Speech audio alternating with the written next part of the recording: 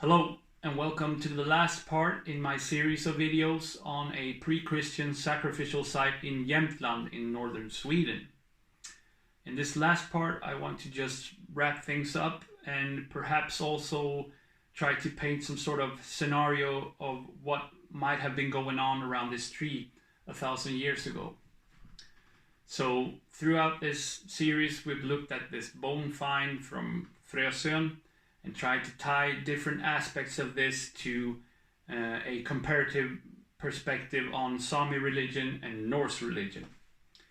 And all these different things, the species of animals, the calendric aspects, the world pillar and the fertility god, all have sort of matches within both of these religions. And if we back up and not look just specifically at this time and place and this bone find, we can see that these two religions have a lot in common. They have the same sort of basic structure. They are both polytheistic, non-doctrinal, non-missionary, indigenous religions. So that's sort of our starting point for comparing them. And then when we have looked specifically at this region, we have seen that the ethnic borders are very sort of iffy, and the archaeological material doesn't allow us perhaps to make such a clear line between Sami and Norse. And another important factor that helps shape people's sort of religious world is also the economy. Your sustenance, what you live of, what you make your living of, and in this region at the time there was agriculture for sure, but it was rather limited to a small area, and it was also relatively new. And we can add to that the hunting economy, of course, the hunting and gathering and fishing economy also seem to have been a major part of the economy of those that lived in and around the agricultural lands as well. So if we go into sort of speculation land and just try to paint a scenario of what was going on around this tree, let's imagine that we're in sometime in October, maybe early November, and depending on the lunisolar relations of that specific year, we're celebrating winter nights sometime in October or November. And at this time, everyone has harvested their crops, they've taken home their animals, the hunters have their big autumn hunt, and so on. Everyone in this region is sort of preparing for the end of the year, the end of the part of the year where things grow, basically. And then comes a long night in the form of a cold and long winter.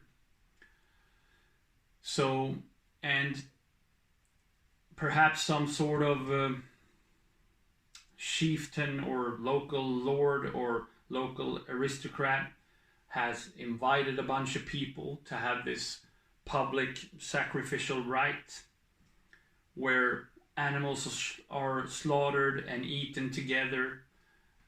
Both highborn and lowborn eat together, and they also eat together with the gods, with which they communicate with the help of this tree.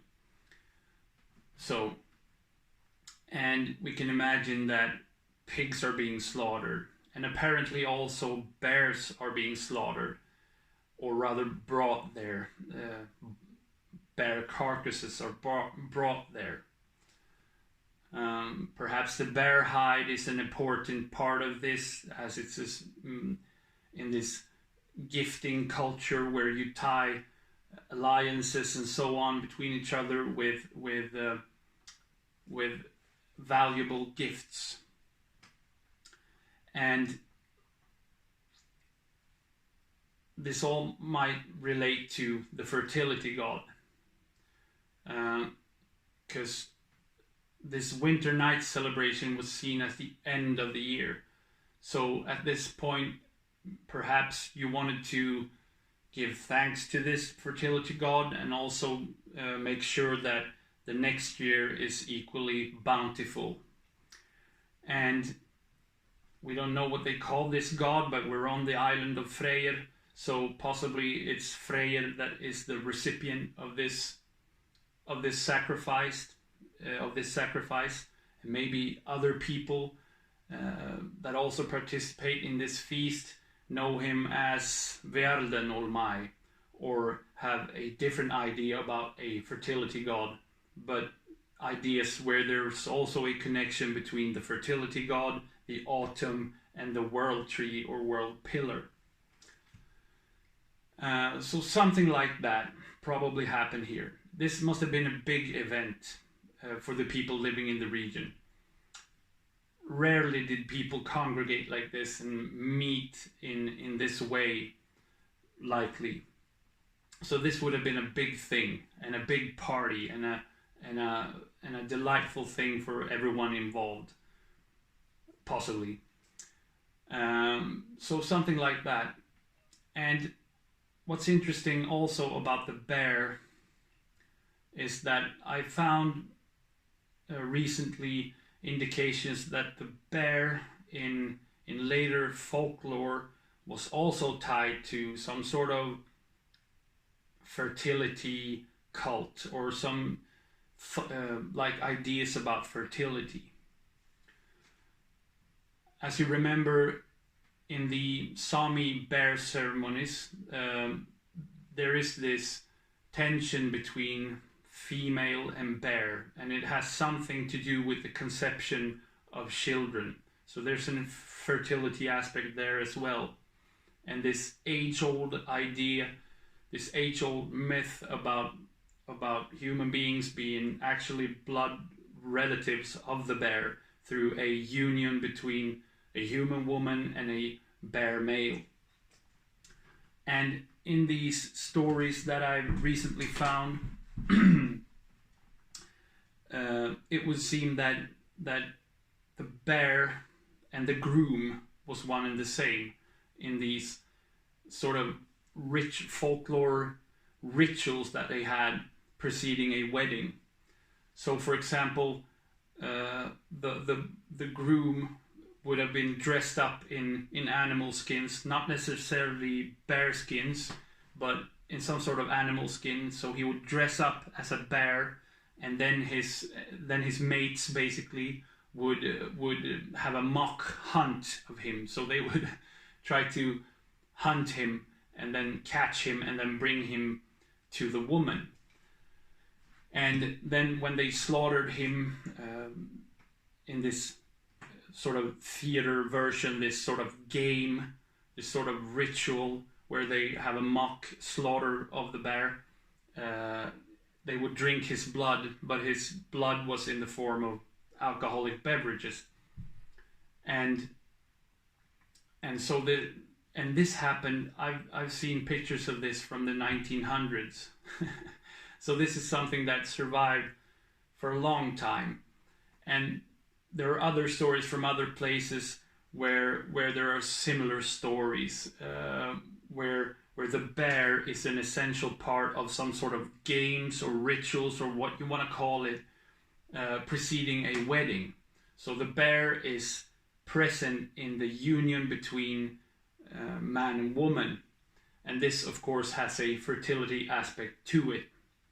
And in a region not far from here in Härjedalen, giving birth to a child was called to bear. So the bear in a verb form, to bear, sort of. And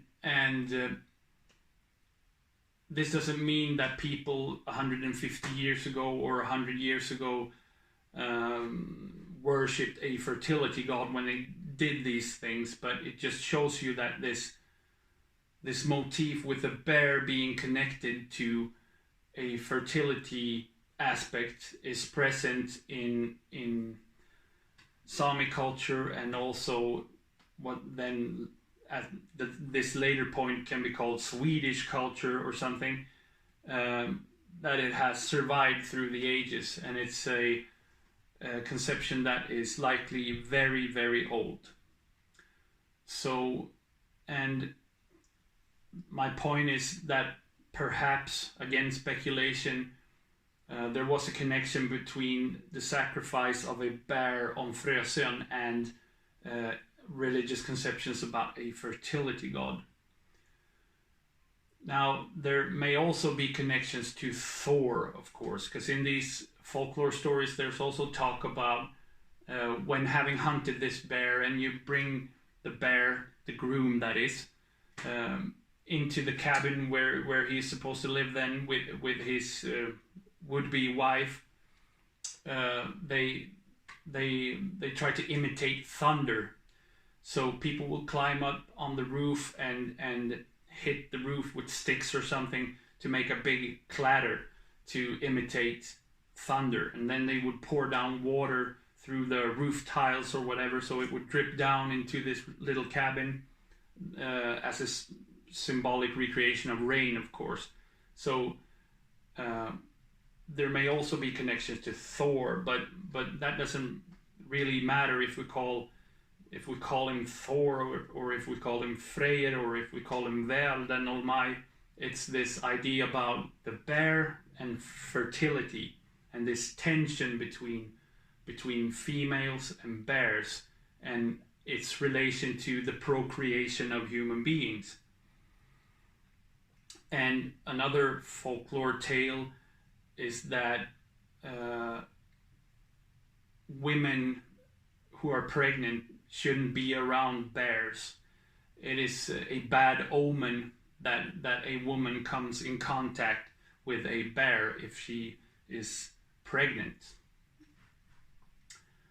So these motifs are flying around in Scandinavia through the millennia, basically, and to me that's very interesting, and I think that it has some sort of relation to sacrificing a bear on Frösön at the autumn, because the seasonal indicators of the bear were autumn and or summer. So it probably didn't happen in spring, which is sort of contradictory in relation to these folklore tales, because a lot of these rituals happened in spring, and spring has been traditionally a time to get married. But the specifics isn't what is important. It's the big sort of general ideas, which I believe we can see in the Frösön find. So there's that. Now I think I've gone through what I wanted to talk about in this series, and let's call it a day and move on to other subjects. Thank you.